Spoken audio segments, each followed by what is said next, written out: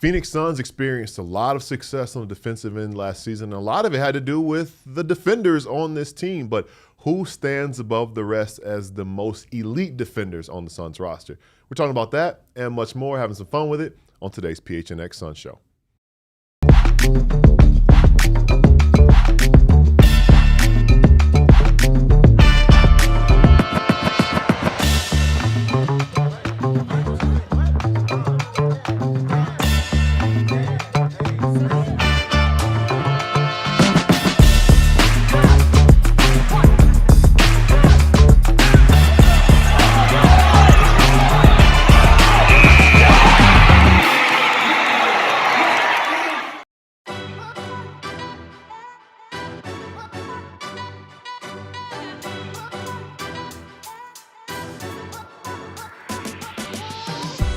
What's up? What's happening? Welcome into the PHNX Suns show. I'm Gil. This is Steven.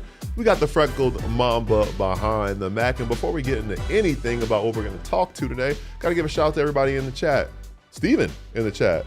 Drew in the chat. Instacker. Kevin. Freckle Mamba in the chat. What's going on? Happy Tuesday, y'all. Happy Tuesday, Steven. How you feeling today, man? I'm doing great, man. How you doing? I feel like you're doing great because you like talking about defense. See? You about to get this is just basically crafted for you. We got a chance to watch elite basketball last night with Kelsey Plum, and now we get a chance to talk about. We're talking blue collarness and defensive impact on teams, and we're going to get into that. And of course, today we're also going to tell you guys how you have a chance to win a $100 gift card. So stay tuned with us because everybody likes $100 gift cards, and one of you will be winning that potentially. You all have an opportunity to win one if you do what we tell you about a little bit later in the show. Now, of course, today's show, we are bringing out the tier list again. Not yet, but we're going to bring the tier list back out and have some interesting and fun tiers about defenders on the Phoenix Suns roster. Last year, defense was a big calling card for this team. It allowed this team to find the success that they had. They surprised many by winning 45 games, and they surprised one particular national media member I could probably think of by being a top 10 defense last year and having the 9th best defensive rating in this league last season at 112.9. So before we get into the tier stuff, which we will have a lot of fun with, Steven, when you think back to last season and the defensive impact and identity that this team had, what comes to mind first? Pressure, physicality, confrontational, bringing the fight to the fight, throwing the first, second, and third punch, like all of those things. The same way that they like to be physical with their offense, that trickulated into the tone that they set starting with the defensive end of the floor. So talked a lot last season about what made the Suns unique with their defense. The amount of time they spent percentage-wise of their defensive possessions picking up opposing teams in the backcourt.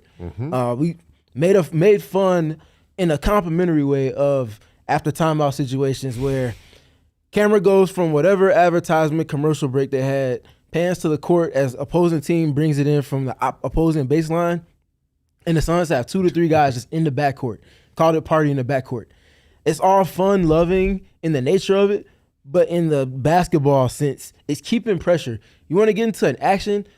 What if you can't get into it at the time on the shot clock that you want to? What if you're just uncomfortable? What if you just don't get into it at all, right? Like that's the type of pressure that the Suns just continue to bring over the course of the game. We talked about the run-on sentences, connecting the dots from defense to offense, and really kind of taking as many of those gray area moments where a team can relax a little bit out of the game.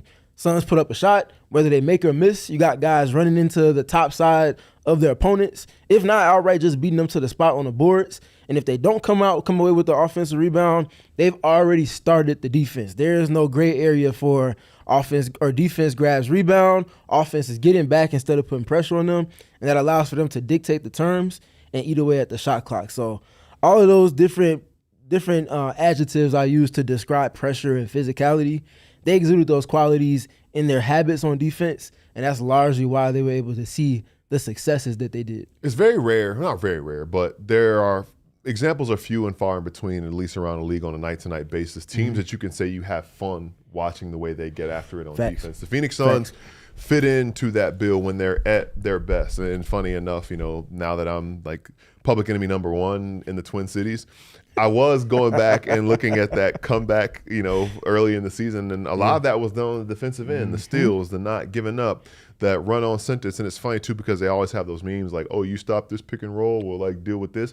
That's how the Suns defense feels. Like, oh, you got past Dillon Brooks. Oh, well, hey, somebody just switched on you. It's Jordan Goodwin. Oh, later in the season we saw it at moments in time. Oh, you are coming off a screen and now you're being trapped by both Ryan Dunn and Rasheer Fleming. And that brings the question to me that I'm thinking about with you when you think about elite defenses. And we saw the most elite of elite defenses the Suns got to face or had the pleasure to face. I don't know. They had to face in the first round of these playoffs when they went against the Oklahoma City Thunder. And that it was literally just no relief. Like there was no point in time in which you felt like you could breathe at all.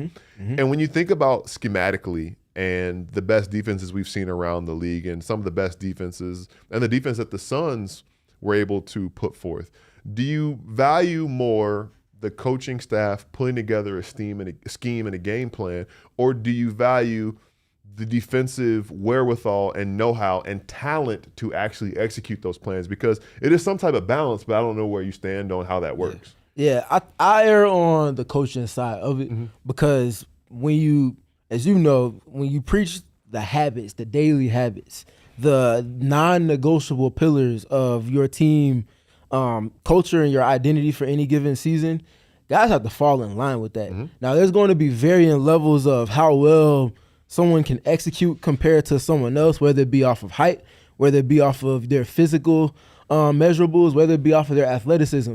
There's going to be variance there, but the one thing that's going to be consistent is everybody knowing there's an individual bar that you have to meet, and we're going to get that out of you every single day to the point where it's a whole lot less thinking, it's a whole lot more acting before having to react on defense. And I think that's why they were so good, because Jordan Goodwin's ceiling defensively is going to be different than Dillon Brooks, who's going to be different than Collin Gillespie and also Iguodala, and onward and onward and onward. So I think just having those habits firmly established, it really shifts the mindset of your team. And when you start to play with that edge consistently, and it's not just one or two or four guys, it's whoever it is that's in the rotation, starting with your best player more than anything else, there's a different type of tone that you can set, and you can kind of get yourself going in a different way. What about you? What do you think about that? I'm thinking about that because what we were talking about, the coaching part of it is that what we see and we watch this team, watch them have fun on the defensive end, you do have to have a coaching group and staff to impart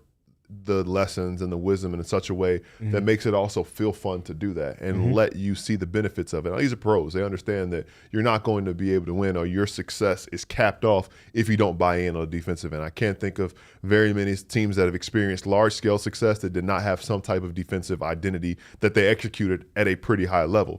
But it's on the coaches also to recognize the defensive talent that you have, who you need to hide, who you need to put in positions that you can allow their strengths to make up for some other people's weaknesses. What are you playing around? What are you working around? We've talked about some of the things like blow by rate or whatever. But like some of those things are not necessarily by design, but guys are put in positions to where those things aren't necessarily as detrimental, because where those weaknesses lie, they have strengths and other things. And the big thing I think with coaching in this team specifically is if you are not living up to whatever the standard is, or meeting what the bar is, or performing above that bar on that end of the floor, you're not going to be on the floor. And that's a lot of times when we're wondering about why guys are not in the rotation the way that maybe from the outside looking in we feel like they should be, or we're curious about why they're not getting more playing time.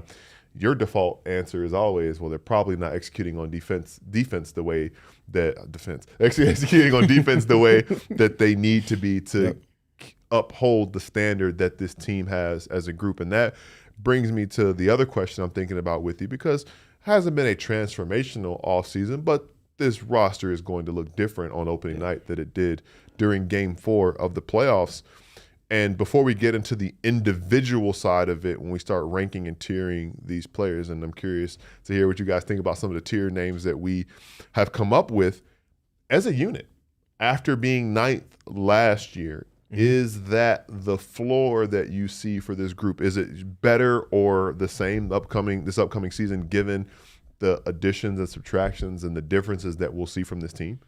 I think that when you are able to compile the continuity that they've preached and they've valued and prioritized in their decision-making this offseason, that has to be your bar. So you have to be, I think, just as far is as it the ranking or the rating? I guess to say should it be like, oh, your defense rating should be better than 112.9, or should you still be a top 10 defense? I guess ask that too. I go less to the number and I just go top third.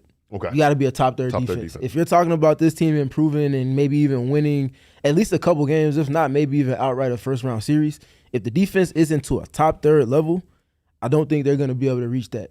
And I think that's the bar that they're not necessarily chasing, but looking to sustain, picking up the baton off of last season. What about you? I'm thinking about it too, because when I said what I said about successful teams, and we could go through all the last champions that we've seen and the defensive identity that they've had, and what the Knicks were able to do defensively this year, which was different than what they've done in past years. And OKC, of course, that speaks for itself. And Boston, in a lot of ways, speaks for itself.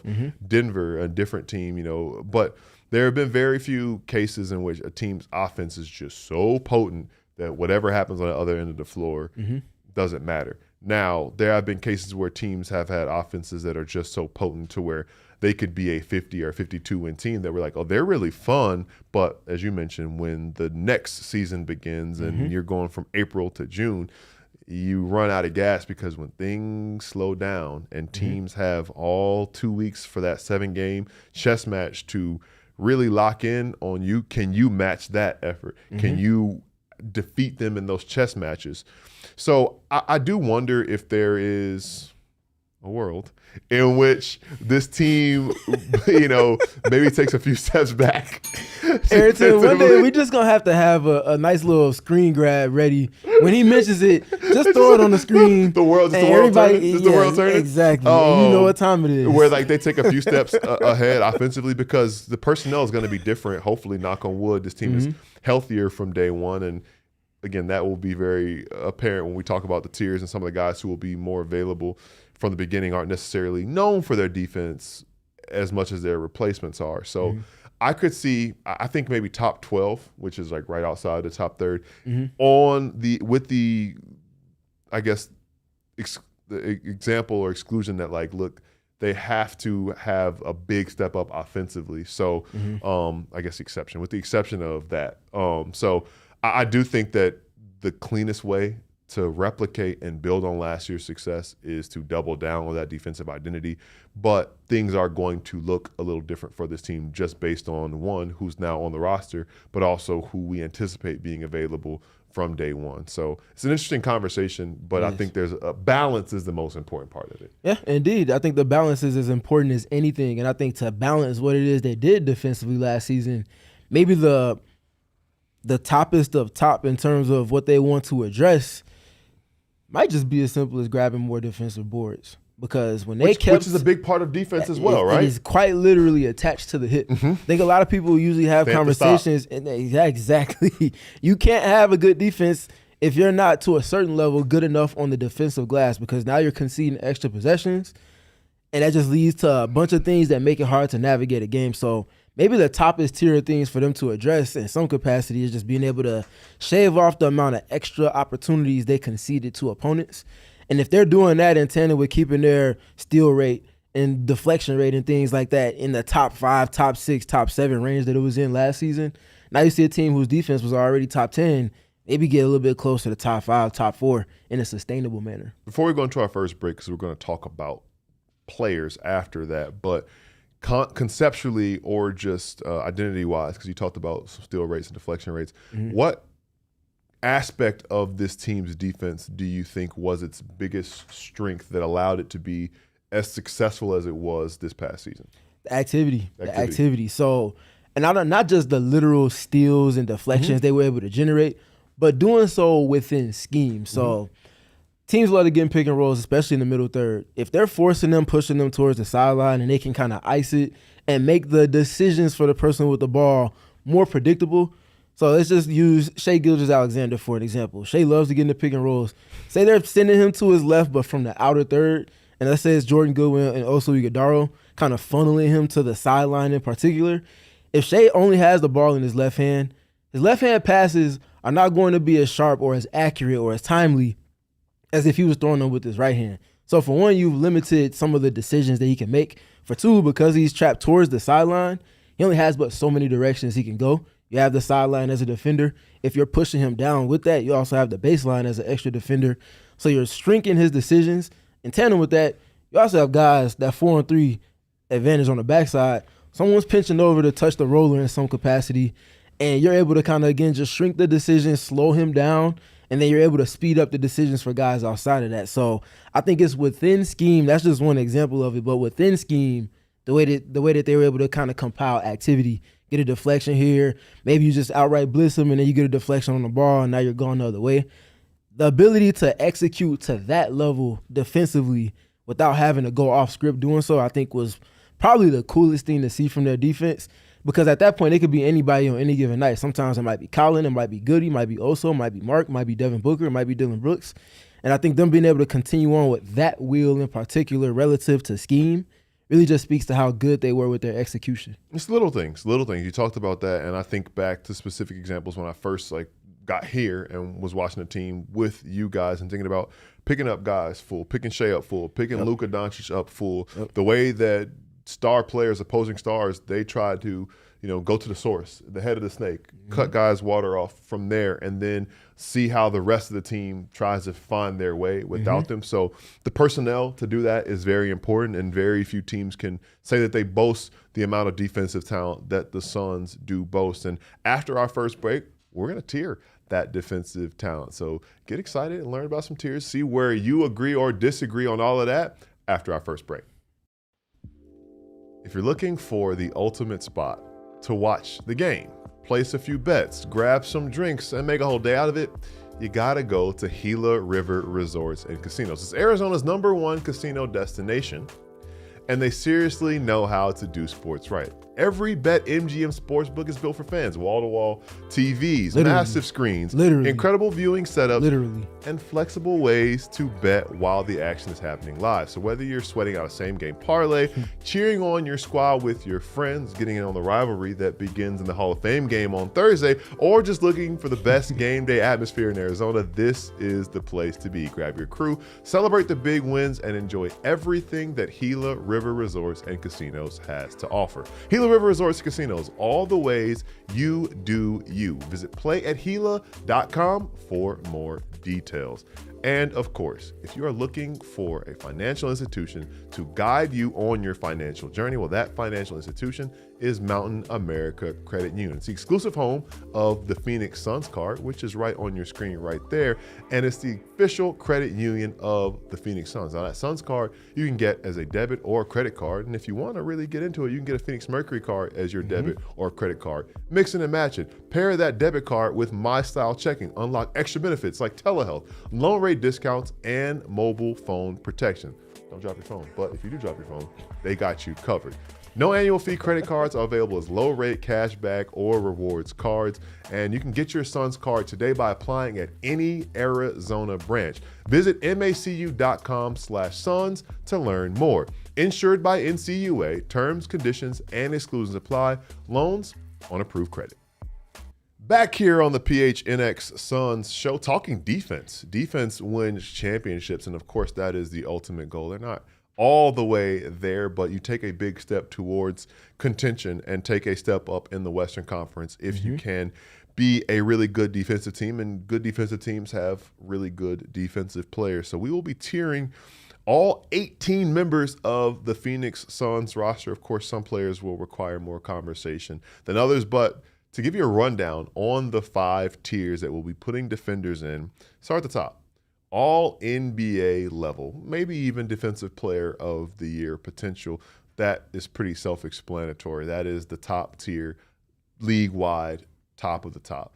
Game changers are guys who can come in and just change the outlook of a game with their defensive capability, guys who can dominate defensively for stretches at a time, and you look back and say, oh, wow, that's how they made their difference felt. League average, well, it's league average. You trust them. They're not, they can hold their own as Marshawn Lynch said, they go and get theirs, but they also gonna go and get got. That's basically league average. Cable is more of an effort thing. I think it's a guy who you're not really known for your defense, but you try, and tip of the cap for trying, and liability / cone / pigeon / Waldo / do him that's what that one is. Find him on defense. Every team has a couple of guys like that, but you appreciate them for who they are and what else they bring to the table. Before we get into this real quick, I'm curious if you guys know the last all defensive player to play for the Suns. Open it up to both of y'all to show how hard it is to make all defense. I know who it is. Did you hear my conversation earlier? I did not. Oh, Aryton, do you know? No, I don't have a guess. Is it Mr. Bridges? It is 2022, first team. That was the year that they had him in DPOY conversations. Yeah, 2022. The Suns in franchise history have only had 5 all-defensive first-team members, which is really crazy to me. And since the year 2000, they've only had 4 all-defensive selections: Jason Kidd, Clifford Robinson, Rajah Bell, and Mikal Bridges. So just to give you an idea of how hard it is to make all-defense. That being said, we begin our defensive tier conversation with Mr. Oso Ighodaro. You say a lot about his defense, Steven, but where do you place him on this chart? Oso is a game changer. Game changer. I don't think he's quite at the all-NBA DPOY level of defender when you're looking at it from a league-wide perspective. But if you're looking at it from a Suns perspective,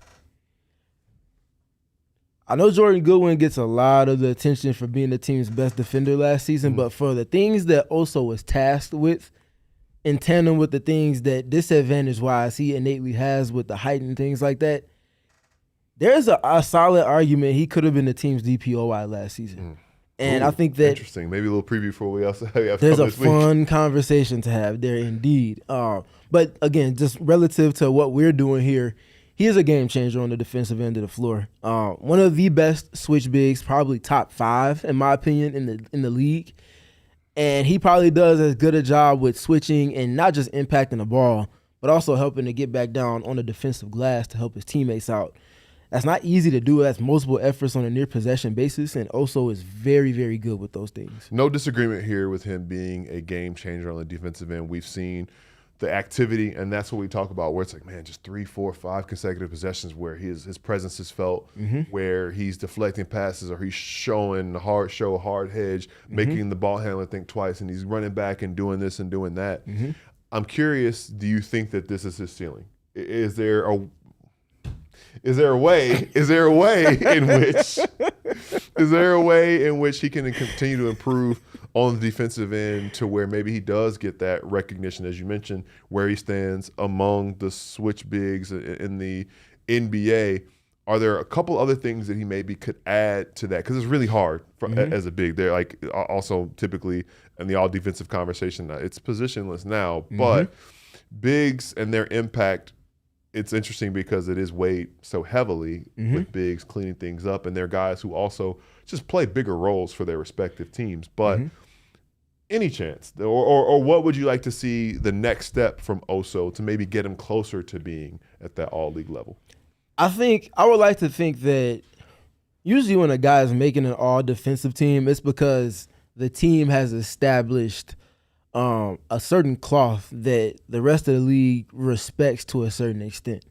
There's few times you see an anomaly of a guy that's on a middling defense or a team that's just been kind of a suddenly good defensive team that makes it to an all-defensive team, unless it's someone like the Rudy Gobert generational type defenders. So I think it's more so the Suns now have a pedigree. They now have a little bit of a reputation that precedes them when it comes to refereeing a Suns game, but also game planning for the Suns with your offense in mind. So if they can continue to sustain at that level, there's going to be more eyes looking at, okay, they were good defensively last season. They're good defensively this season. Who are the main culprits of that? Oso Ighodaro, if you're actually watching the Suns, there's no way you come away from watching multiple Suns games when their defense is where it's supposed to be, and don't have him at probably worst second top of mind if you're watching it the right way. There you go. Osigadaro, game changer, no argument right there. The next one is the newest member of the Phoenix Suns, technically, by the time that he averaged or signed with this team, and that is Luke Kennard. And there are a lot of misconceptions about Luke Kennard on the defensive end for various reasons. I'm not sure why. But I'm thinking capable with Luke Kennard because he's somebody who even will admit himself that he has his limitations on that end of the floor, but it's never a matter of effort with him. It's just a matter of sometimes you are limited, and somebody who shoots that well, it would be unfair if they could defend at a higher level than he can. But I don't know. I see anywhere in those bottom three with Luke Kennard. I would. So he is a capable defender. I'll say that. But I'm curious if with the Suns' defensive personnel and how smart he is, but also how smart the Suns were last season with opposing team is hunting out insert player here. Can we do a good job as detectives to make sure that that person knows that they aren't being singled out? They might be hunted, but they're not going to be on an island. And I think that in mind allows for a guy on the ball to defend a little bit more comfortably, even if they are up against an MVP caliber offensive talent, knowing that in one gap I got Jordan Goodwin, in the other gap I probably got like Dillon Brooks or Ryan Dillon or Rasheer Fleming. And then behind all of that I might have Oso or Khaman or Mark Williams. So I'm not by myself. As long as I can stay attached, I've done my job. I think the Suns did a really good job with that last season, and back to the habits, preaching that. If you get switched, if teams hunt you out, that's part of the game at this point. You're not alone, in my Michael Jackson voice. So making sure that that's understood and felt matters a ton. And I think that Luke Kennard is going to inevitably be someone that's playing meaningful minutes for this team. There might be some games where he closes. He's not going to close a game without being hunted on the defensive end of the floor. So the Suns doing a good job with that, I think is going to potentially make him even better. Dare I say they might have the best defensive personnel that Luke Kennard has had. Maybe at any point in his career. So can they get him up to league average? I think it's the challenge. Can they get him up to league average? I think is the challenge. So you think that he's capable. He's capable right now. I think he's capable. So capable, I'll say, but not a liability as most. I don't think he's a liability. He's a liability if your defensive team does not have that connectedness. Okay, that's fair. Jerry Mill kind of has a good point in the chat. He says you can put in effort and still be a liability. Yes. How do you guys feel about that in the case of Luke Kennard? I think that with him, his size helps him. So if Luke Kennard was a 6'2" or 6'3" shooter, but him being like a 6'5", 6'6" guy, and that's kind of thinks this is out of left field a little bit, but the big difference between going from Darius Garland and James Harden. Neither guy known for their defense, but one guy being 4 inches taller, James Harden does have some strong defensive qualities that he has just because he's bigger and has more size. I think that helps him. So I think that, I would say capable and liability, but probably, we've only talked to 2 people, but the closest to that line where that would help. Miles Bridges, a guy who has a lot of strengths on defensive end, and figuratively, but a lot of weaknesses as well. And when I say that, I think that the balance evenly puts him right in the middle, league average, as far as some things we saw. Like one of his last memorable plays with the Hornets was literally a game-winning play, a game-saving block. But then we talked to people about him, and sometimes the consensus is sometimes he gets lost off the ball. And that is something that's not going to fly with this team schematically on defense. So I think he's league average with the potential, and there will be games that he is a game changer, but there will also be games where it's like, man, PU. So I think that balances out to be a league average defender. Yeah, I think he's a league average defender for some of the reasons you mentioned, but I also think because he is maybe a little more than 6'7", 6'7" and some change, at the 4 spot, he's naturally going to have a size disadvantage. So you can play great defense, but if you're guarding, let's just say Victor Wembanyama, and he's shooting over chairs, congratulations, ball winning basket. That's the unforgiving nature of defense. You can be very good in your defensive possessions, and it just doesn't result in something that's tangible on the box score. So I think he's league average. Similar to Luke Kennard, I'm looking forward to seeing what his defensive intensity level looks like when he's surrounded by guys that uphold that standard in a different capacity than he was with the Charlotte Hornets. But I think the part with Miles Bridges that I don't think people include enough, Charlotte had a top 6 defensive rating post All-Star break or in the new year last season. Who was firmly involved in that as a starter and closer for that team? Miles Bridges. So he knows what it looks like. He's seen what it looks like. Obviously, he went to Michigan State, so culture. True. You also know about that part. He has more that can be kind of gotten out of him, and I'm looking forward to seeing what buttons Jordan Knox can press to do so. I like that with him. I think that applies for the two new guys on the roster, or the several new guys on the roster being in better defensive situations than they've been in before. Now, Ryan Dunn is the same situation for him. He's one of the guys who, when we talk about, one of the things I was most proud of him this year when I would watch him make a big shot but then immediately pick up full court. Now, I don't think he's had game-changing moments, and this is a similar conversation that we had with Miles. And I don't think I think his floor defensively is higher, but the consistency just across the board makes it harder for me to put him in the upper tier, though that is his calling card, and we've seen him perform at that upper tier. Hell, we've seen him play at a all-defense level, but we've also seen him not do those things that we know him for as well. So the balance in finding that, it makes it feel like if there was like something like in between game changer and league average, he would be there, but I think he's at the upper tier of league average just because body work and consistency with that. Yeah, for sure. Ryan is a very fun defender to watch. Absolutely. There's certain guys, when you watch them play, it's clear that for some guys, you can tell they love to shoot the basketball. For other guys, you can tell they love to go and guard their yard. Ryan is a guy that loves to guard his yard. Now, I would say Ryan is a game changer for me. But I think that what could put him a little bit higher up on the Suns' ranks in terms of game-changing defenders is, back to the same analogy I use, with some guys on offense, their shot selection holds them back from their potential. With some guys on defense, your gamble selection. Not just knowing that, okay, I want to go get this, but success rate matters a lot, because when you gamble and you miss, there's usually points on the other side of that, and it's not in your favor. If not, you fouling somebody. So I think the gamble selection for Ryan and the fouls. If he's able to the fouls to shave off some of those kind of impurities to his style of defense that is always pressure laden, and he's able to get more impact out of that, he could be one of the team's 4 to 3 best defenders. Now, there's a staunch level of competition to punch up into that weight class, because they have some potential league level best defenders on the team.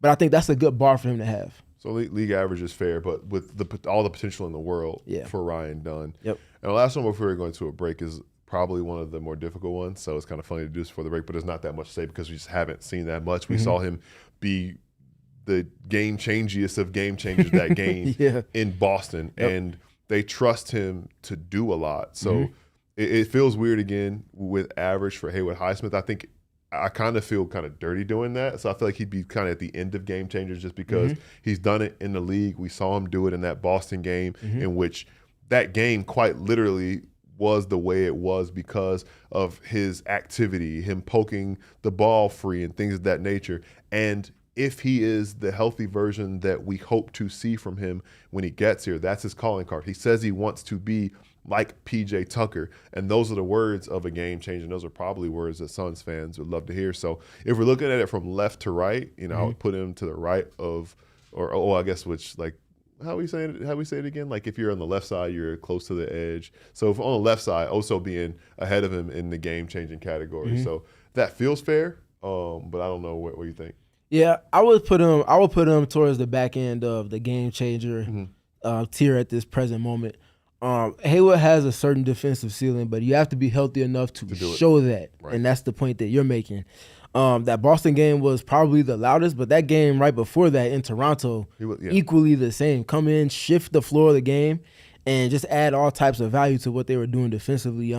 That's a nice sneak peek of what he could do.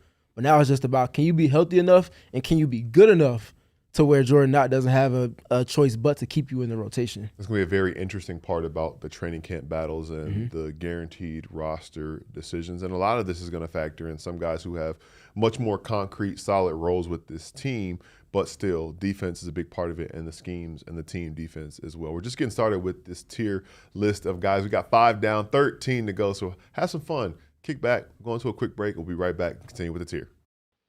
We're high on the Suns' defense, and you can be high with Pure Edibles. Founded in Arizona, available at 150 dispensaries statewide, including True Leaf. And Pure's gummies aren't covered in sugar like all of their competitors.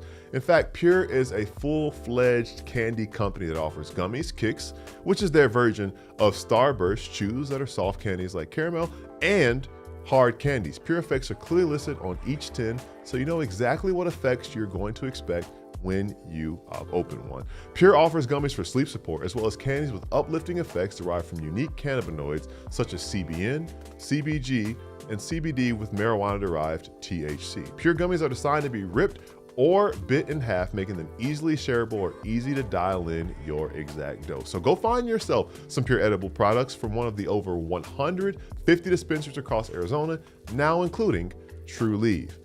And if you want to win a $100 gift card, if you're a regular viewer or listener of this show or any Phoenix show, PHNX show, we want to hear from you. Take a short survey.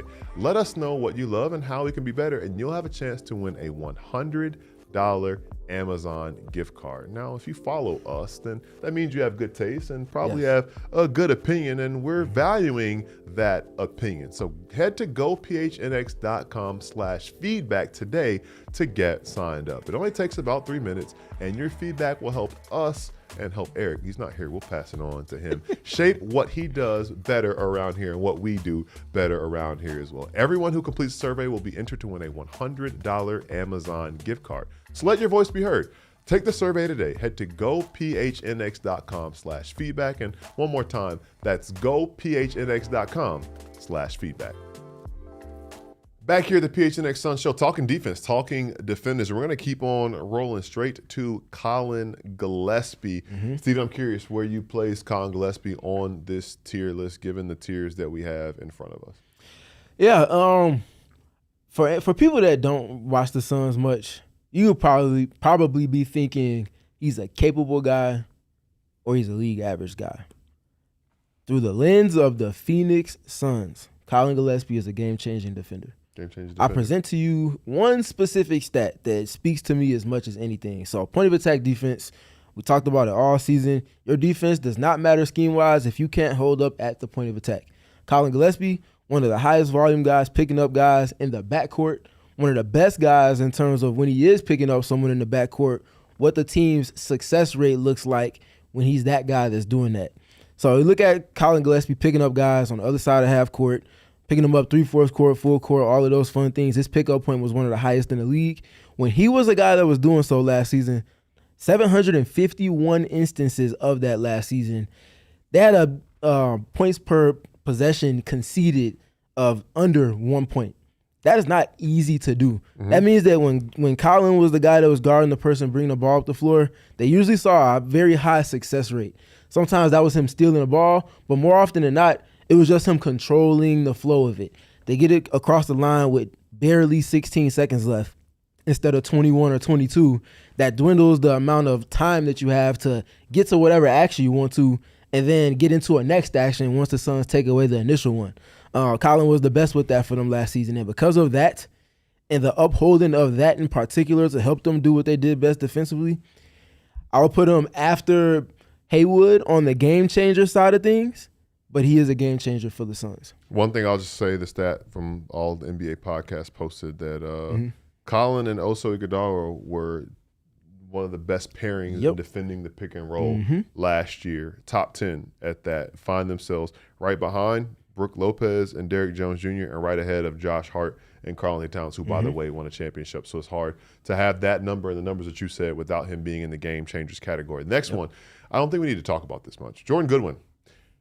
All NBA defense level. Collin Gillespie is funny. We go from Collin to Jordan Goodwin because this past season, Jordan Goodwin received 0 votes for all defense, and Collin Gillespie was among the people who was surprised. So defense recognized defense, and Collin Gillespie saying, "Goody didn't get a single vote for all defense." Well, he gets a vote from us. We have him in the All NBA tier.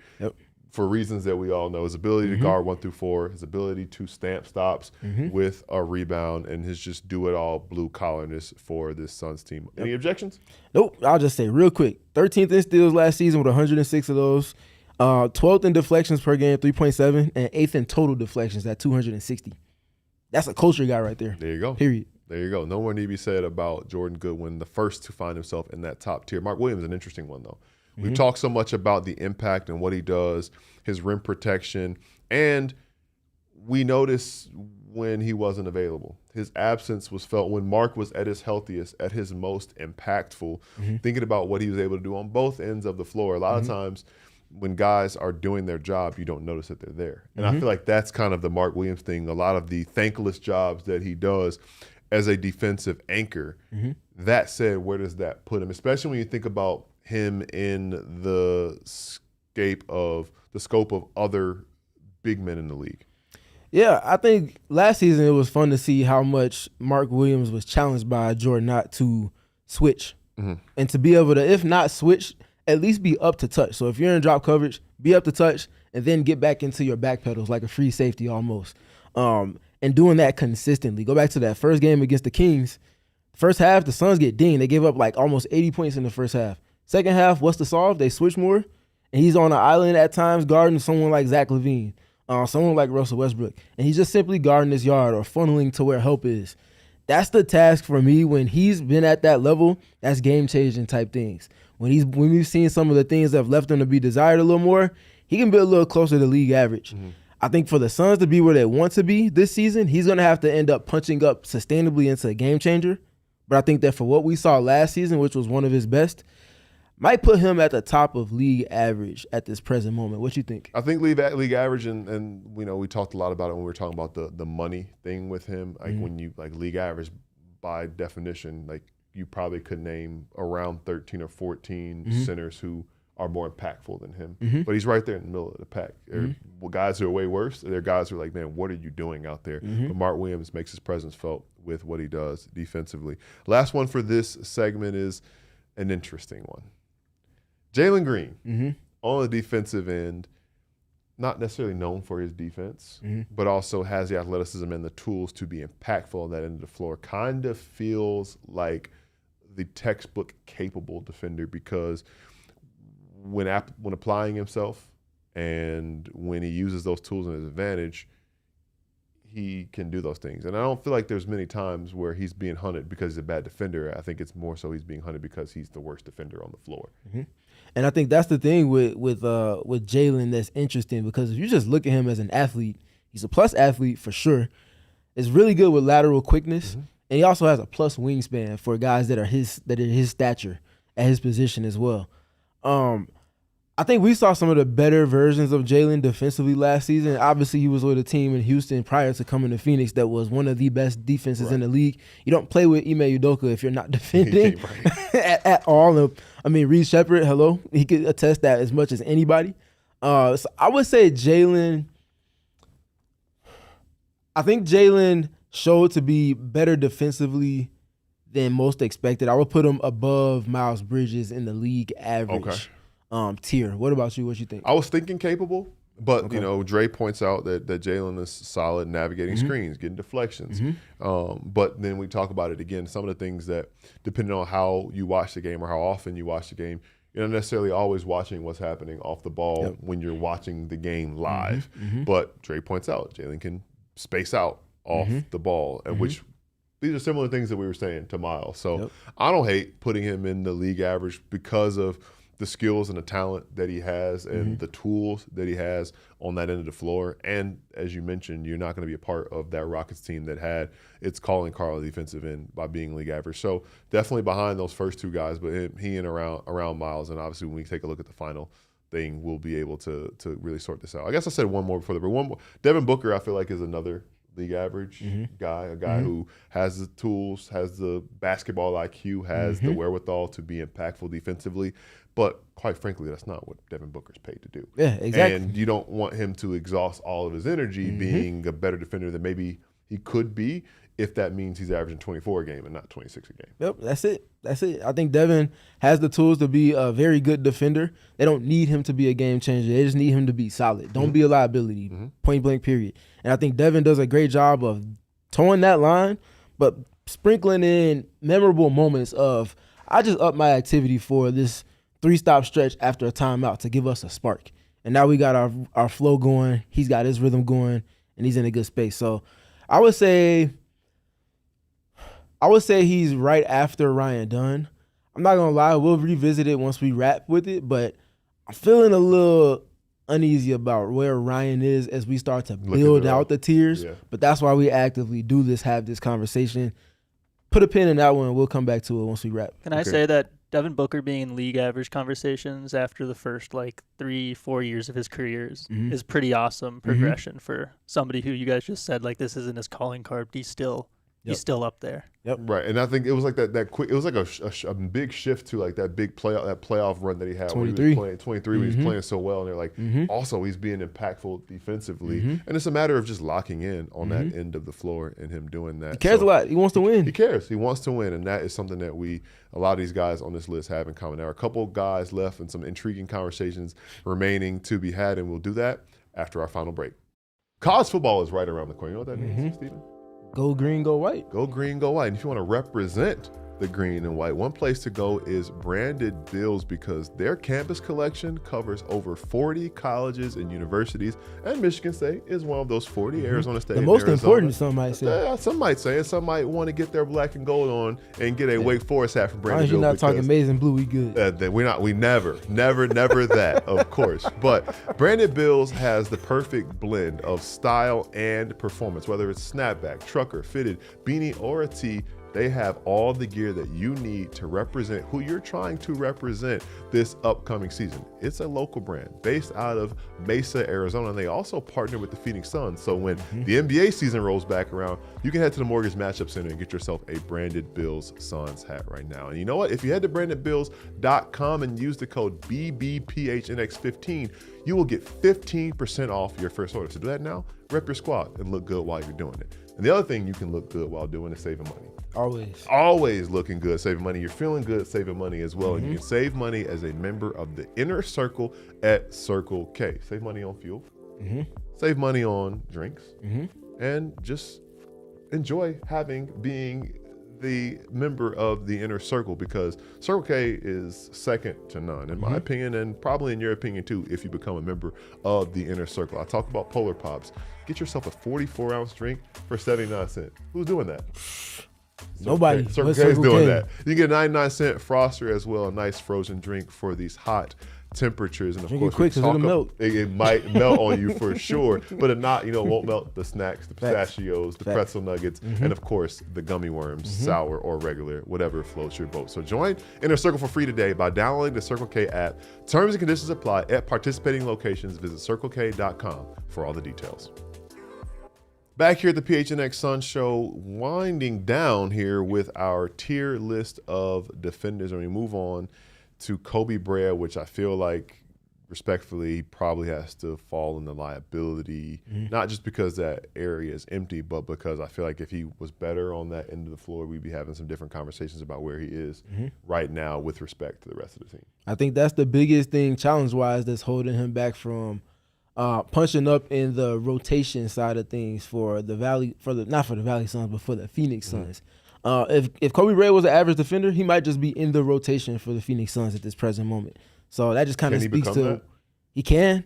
I think it's going to be a little bit of the Luke Kennard side of things, where he's just a multiple effort guy that just doesn't make mistakes. He's just kind of someone that thinks the game through quickly on that end. And at this present moment, he's just not quite there sustainably. Shows it in pockets. That's why the expectations are what they are. But it's all about sustaining that. See, I like how Maluach has gone to Kyle Korver for tips on shooting the ball more. He needs to get Kyle Korver to talk to Luke Kennard about shooting the ball more, and then get Luke Kennard to talk to Kobe Bryant about becoming a more capable defender. Just have that ecosystem of improvement. Now, the next two guys are the smallest guys on the roster. So inherently, there are disadvantages on the defensive end of the floor.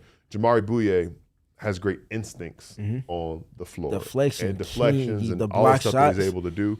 And yeah, he did have a lot of blocks. So when you start talking about some of those moments he's had defensively, I think that a guy like him, though, if you are not like an all-star level, you're kind of capped at league average just because he's listed at 6'1", I'm curious what he's listed at. But I would love, I think he's had game-changing moments, but I think that that's the cap of a player like that. And I say that with a bunch of admiration to what he brings defensively. Yep, 100%. 6'2", 180 is what he listed. I was gonna say he's probably about 175. That's what I had in mind. Mm-hmm. Yeah, that makes sense. And he's a wiry 175 or 180, if you will.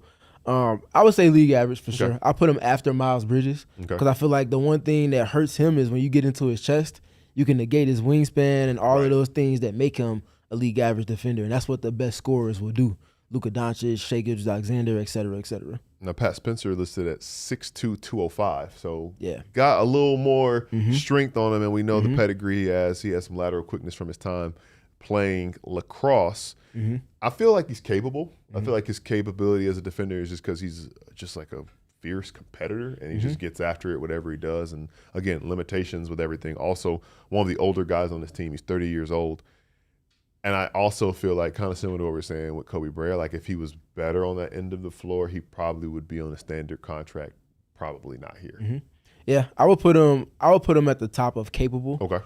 I think where Luke Kennard has a size advantage on him in terms of how he uses his size, Spencer has the activity dynamic to him, to where his hands are more active. He's able to maybe get his hands on a little bit more deflections and things like that. I think he's also a little better laterally in terms of the quickness and being able to slide and things like that. So I would put him there and capable. And I think that's the same thing, to your point, what's kind of holding him back from being just a standard contract type guy as if he was league average. Now it gets real interesting. Indeed it does. It gets real interesting. Limbs. Two of the guys with some of the most defensive potential, not just on this team, but in the league. And I think I'm going to ask the same question for both of these guys. And we'll start with Rasheer Fleming. Is he a game changer yet? Nope. No. That's the challenge, though. That's a challenge. That's the challenge right there. And where is he on the scale of – well, and actually it's where it gets interesting because I'm curious, and I think he does fall in this category, but also there's a question or an argument to be made that if he was firmly league average, he would have been playing in the playoffs more – or really more than he did. He would have played in the playoffs, right? Because we think that's – because part of it, too, is not just your know-how and your deflections and your tools, but it's also your understanding execution of defensive schemes. That goes into your ability as a defender as well. And we don't know. We were never told this. It was never said in the media. But we did at times hypothesize that might have been what kept him off the court. And I think that's the challenge for him because – he has game-changing qualities and capabilities that only a small percentile of guys in the league have, ever. Yeah. Some of it is because of his stature. Most of it is because of his multiple efforts and that athleticism that he has to go in tandem with that. So I would put him at the top of league average at this present moment. And he's another guy that if he's off tools alone, and if he's able to put the mindset, maybe extending his pickup points, being more comfortable guarding at points of attack, defending without fouling, those little things like that, if he's able to sustain it and connect it with the other parts of his game, he will firmly be right next to Oso in terms of the game changer tier for the Suns defensively. I guess my follow-up question is, what does Khaman Maluach have to do to be considered a game changer, and where does has he done enough for you to consider him to be league average? He's done enough to be considered league average. Getting crowded in there. Not higher. We got to move some things around. It's getting crowded. I think that's why I think they're starting to paint the picture of why the Suns were so solid defensively last season, though. But I would put him just behind Mark Williams in terms of the league average side of defense. Now, I would definitely love to hear what you have to say about that. But I say that because for the potential that he has defensively, which is a higher ceiling than Mark Williams, he hasn't shown it consistently enough. And I think the consistency side of what Mark has shown to do, which is why he was so impactful and largely why the Suns were so good defensively last season, I put him just a hair behind where Mark Williams is. So it's interesting because when I start thinking through this and thinking about it, league average in comparison to most third-string centers in the league, he's better than all. He's the top of all of those guys. But then league average based on what he is supposed to be, if we're just grading Khaman against Khaman, then it is probably like, all right, let's see you build on it, because there have been these moments meeting Cooper Flag at the rim, but there's also, like, we talked so much about how he looked a little lost in some screen and roll coverages, and he's talked about it. But what we saw from him and heard from him more than anything during the summer league in Las Vegas is just how communicative he is, and that is such a big part of being a good defender at the center position, and that's credit to the NBA Academy. That's credit to the South Sudanese national team. That's credit to the college he went to, that taught him things about how to play on the defensive end. And you see that now as a player who's about to turn 20 years old, who has that part of it. And we talk so much defenses. Does your mentality match the tools that you have? Some guys have the mentality and no tools. Some guys have the tools without the mentality.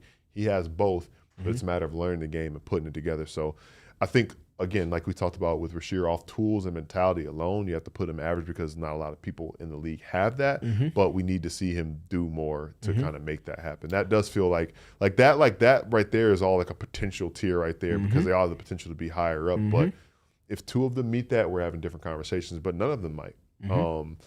This one feels similar to the Jordan Goodwin conversation. Yes, it Dillon does. Brooks. It does, indeed. He is the only player on this roster that's ever been a member of the all-defensive team. Did it in 2023. He'll be 31 this season. I guess the bigger question just to talk about Dillon Brooks is, one, where does he land? And two, do you think that he has the best chance of anybody else on this roster to be in all defense? Do you think he'll see all defense again in his career? Yeah, he took pride in telling me on Media Day last year that he hasn't been a part of a team that hasn't been top 10 defensively. He wears that with great intent. I say that, and I say going into last season, he was the Suns' best defender. Jordan Goodwin went and took the best defender mantle. And I feel like we even heard Dillon Brooks say that himself at some point later in the season, just because of his impact and his route to success there. So he is firmly in the all-NBA DPOY conversation there for the Suns. I would put him after Jordan Goodwin for sure.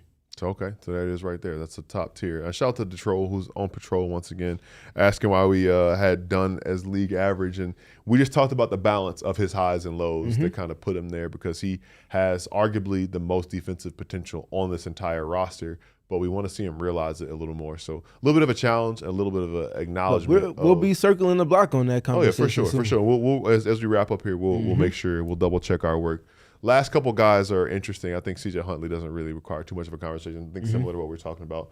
If he was more impactful on that end of the floor, we'd be having a different conversation about him. So maybe right there with Kobe or right there with Pat and Luke. I would put him at the end of Pat and Luke. Pat and Luke, okay. Right there, he's capable. And again, if he can maybe jump up and be a little more of a game changer, then he can carve himself a role in this league. I think the challenge for him is a little bit of the Oso route, being able to switch and impact. If he can do that consistently, he's shown to be able to do it. If it's consistent, he might get to league average and find himself in someone's rotation. The most interesting one's the last one. Mr. Arizona, Mr. Peat, a guy who has all the tools. Once again, we have not seen much of him. We have not yet seen him play against NBA competition on the whole. We're still months away from seeing that. So based on who he is, his profile, his tools, I think we have – I mean, can you even put somebody at league average who has never played in the league? Got to prove it first. So he's capable. He's very capable. And the most capable. He's the most capable because it feels weird to see him with those other guys, but it's a matter of him having not played an NBA game yet. And with the caveat, with us acknowledging that if he just locks in on that end of the floor, he's going to make them have to play him. Because right now, there are probably some minutes out there floating, and they're grabbed by defending and rebounding. And Peat understands that. But it's a matter of how quickly he can figure that stuff out. By all accounts, a smart player, learning the schemes, putting those tools to use in his favor. But the most capable of the capable defenders just based on having not shown anything yet because he hasn't done it yet. I think that's fair. Yeah, I think it's fair for sure. And if Summer League was any suggestion of where he might end up after his rookie season, he'll firmly be in that mix of around where Ryan Dunn is by the end of that first campaign. And the future becomes a present, which is fitting. Talking about Peat says we need a TBD slot, which is fair. We'll look at that. The top of cable is TBD. We're wrapping up here. We're looking at this list. I've mentioned that it's crowded in league average, which isn't necessarily a bad thing because some of these titles you can't just give away loosely. You don't get to be in the top 10 defense if a majority of your roster is not at worst league average in some capacity of their defensive capabilities. So are you comfortable with all of these, especially like they're thinking like seeing Miles as a new addition to this team and all of that? would you move anything around or move anyone around on this list? Yeah, Ryan Dunn's a game changer. I'm moving Ryan Dunn to game changer, to the end of game changer, because if we're looking at what's holding Ryan back from just being firmly in the rotation, a lot of those things align with the offensive side of the floor. Exactly. And I think for what he's shown, but also what his potential suggests that he can be in time, and what his prospects were when he was in the draft, just the best defensive prospect in that draft, I think he's an end of game changer type guy. Now I go back to Rasheer Fleming, because as I think about it just a little bit more, look at what he showed to do post All-Star break, and even that game before the All-Star break against Oklahoma City last season. That game in particular, it was a game where the Suns had a bunch of injuries. They had no chance of really winning that. So you're giving guys minutes to see what they do with it. And he comes out and he's just picking up and guarding and protecting the rim, making smart help decisions. Couple deflections here, couple steals there. Are you okay with him being at the top of league average? I know we've kind of spoken through it a little bit, but are you okay with him being there? How does that sit with you? It feels weird to say, but at the same time, I keep coming back because what you talked about with how well he played going into the All-Star break and after the All-Star break, but keep coming back to, I wonder why he was not playing in the playoffs. Yep. And there's something that's probably there with, again, the tools alone, he can't be anywhere lower than that. But similar to Koa, right, we need to see more on a consistent level that makes it impossible for this coaching staff to not play him. And it wasn't even like think about all the challenges that Oklahoma City presents you. And it wasn't a moment where like, let's just try him. And there's probably more to that, but it wasn't until his team was down 3-0 that we really saw him. So there has to be something on that end of the floor that's holding him back. And I think that is what keeps me at the top of that with what he's going to probably become this year. And that's going to be my final question with all of this. He's definitely the biggest candidate for moving up, him and Koa. The young guys, Koa and Rasheer are the biggest candidates, the most likely to punch up. And when we're revisiting this conversation, whether it's a month into the season, 2 months to the season, I could see him growing on that because that's what his calling card is going to be to start things off. For sure. I'm not mad at it. It's just something that caused me to pause and thought and just think, okay, am I okay with this? I think it's fair to say that all of the young guys, they are in the current tier that they are, but we project them to be in the tier above. Right. Yes. Yeah. Well, okay, my question for you: Where does when do you stop being a young guy? Is Jalen Green and Mark Williams young guys too? Not to me, no. I think it's just the last 2 years. I think it's those guys. Okay, so guys who are like in their first couple I think years. it stops with Ryan and Oso, yeah. Okay, that makes sense. So I have one more question for you guys too. Yeah. At the top of the list, we do have Goodwin in front of Dillon, and I know we all know that the impact that Goodwin has is over Dillon, but when we get into the All-NBA and the DPOY races, that kind of, name matters and impact off of the court, and where you're watching LeBron play basketball matters, you know what I mean? So is there a reason to move Dillon Brooks up to the top slot there? I think off name recognition and reputation, of course, because Goody has been a very good defender, but he's been a basketball nerd type of guy. Like, how good Jordan Goodwin is going back to when he was with the Wizards. If you just watch the league as a whole, you can just barely watch the league and know that Dillon Brooks dude is always into it with somebody. He's a pretty good defender going back to 2022. So I can see an argument and conversation for that for sure.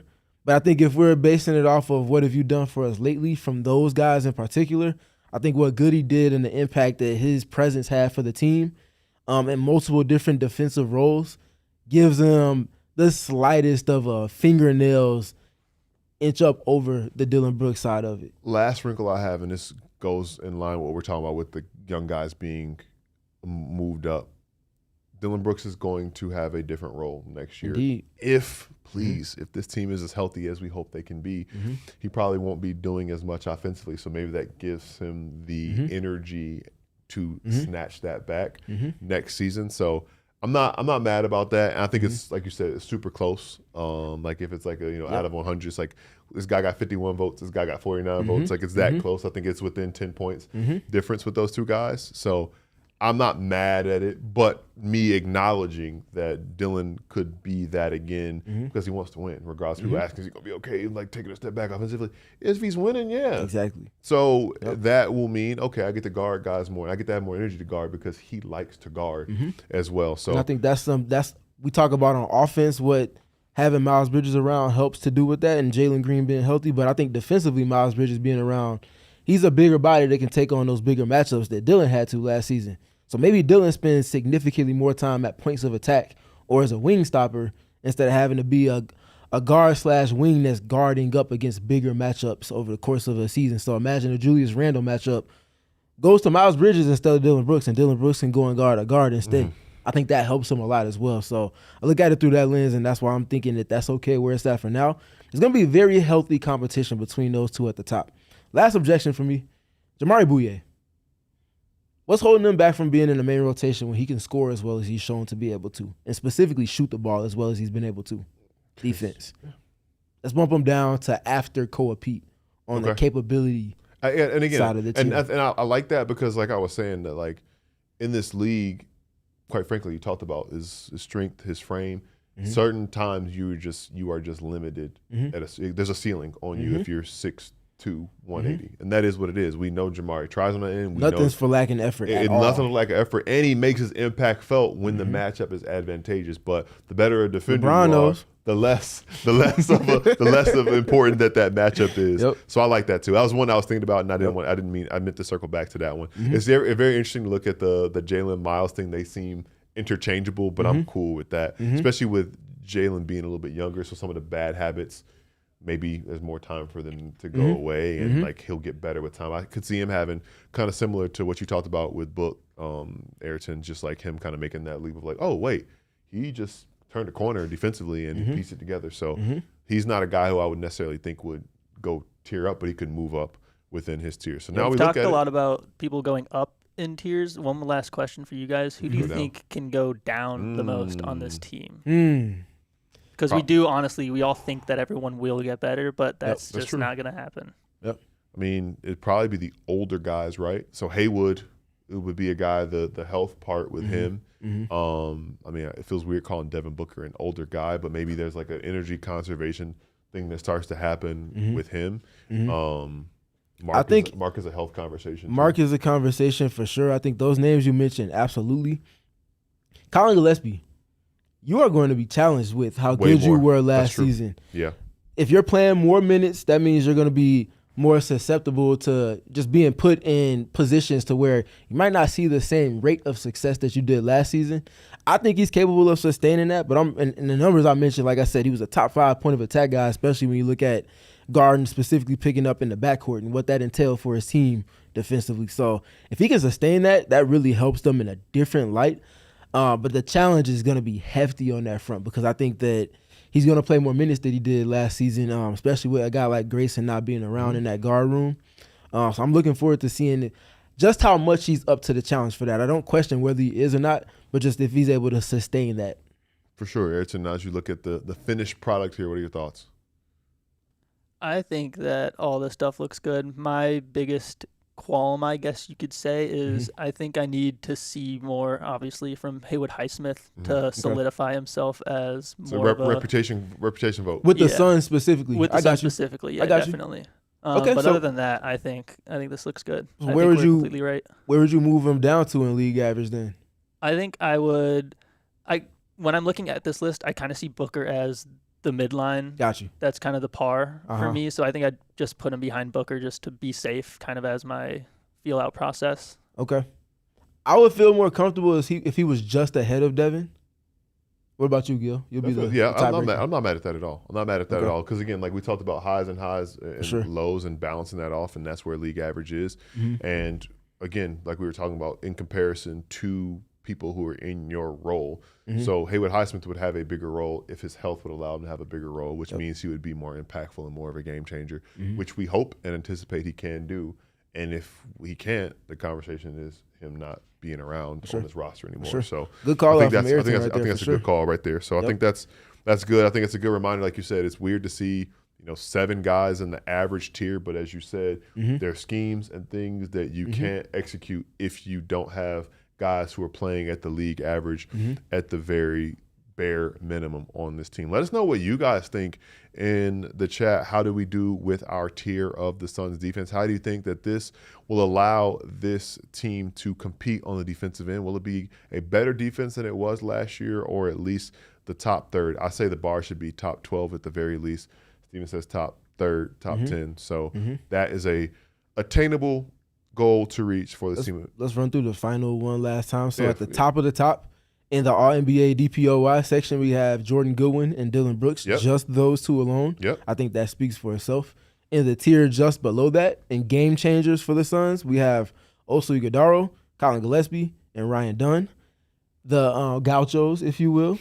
And then in the next tier underneath that, we have for league average, starting with Rasheer Fleming. Then we have Mark Williams. Then we have Khaman Maluach, Haywood Highsmith, Devin Booker, Jalen Green, and then Miles Bridges to wrap that up. In the capable tier, we have Peat, Jamari Bouye, Pat Spencer, Luke Kennard, and then C.J. Huntley. And then to round things out at the bottom in the liability section, we do have Kobe Brea.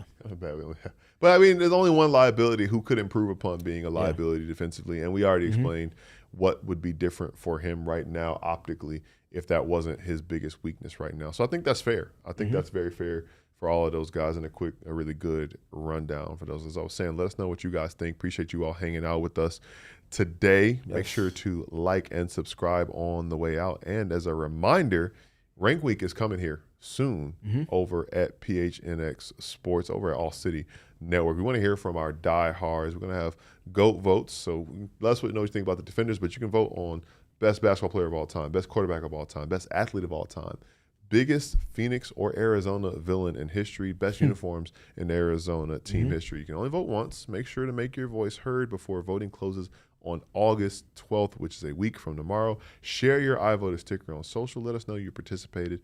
You can join and become a diehard if you want to get in on that action and enjoy everything that's available to diehards here at gophnx.com/join. Let your voice be heard. Results will be revealed during Rank Week. No, Aryton.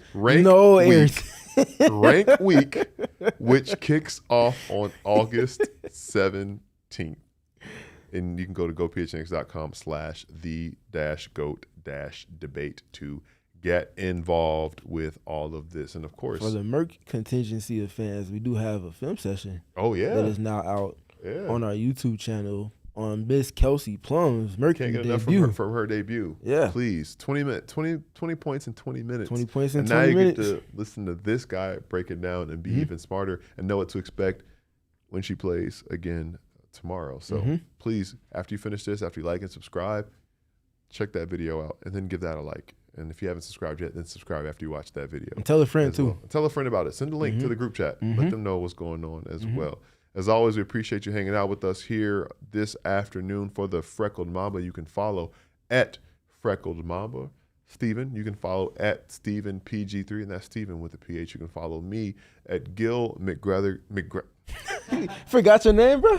We out. Appreciate y'all. You can follow me at Gil McGregor with an underscore. You guys just have me so nervous today. You can follow all of us at PHNX_Suns. We will catch you back here same time tomorrow. I'm cooked, man. We all silly like the mayor.